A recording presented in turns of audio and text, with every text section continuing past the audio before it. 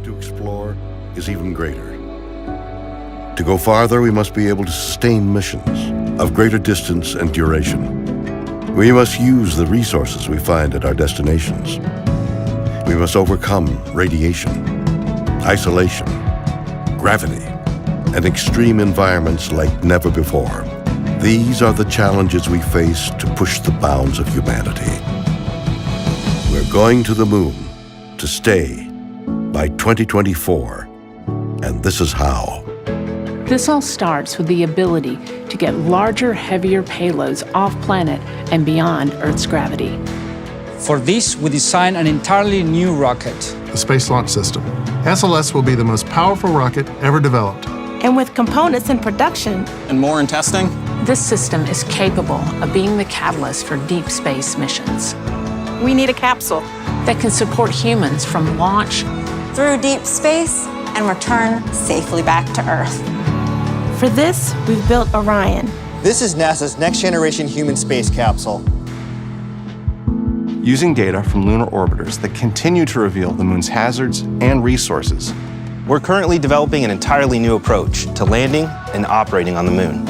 Using our commercial partners to deliver science instruments and robotics to the surface, we are paving the way for human missions in 2024.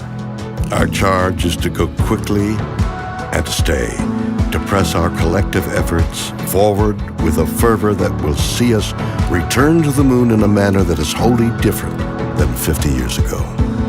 We want lunar landers that are reusable, that can land anywhere on the lunar surface. The simplest way to do so is to give them a platform in orbit around the moon from which to transition.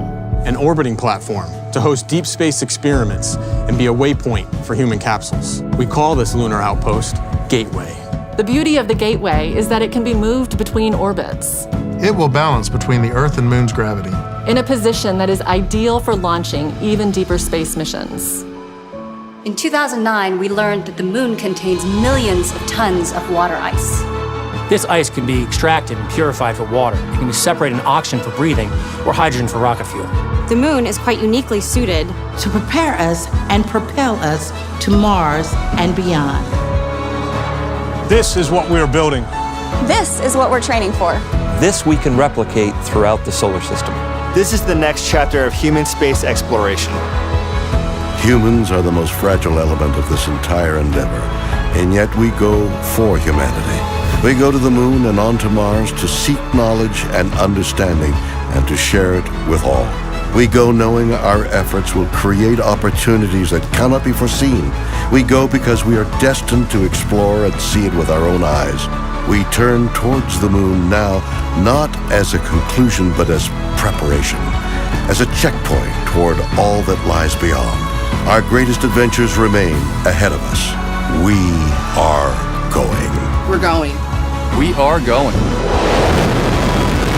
We are going. We're going.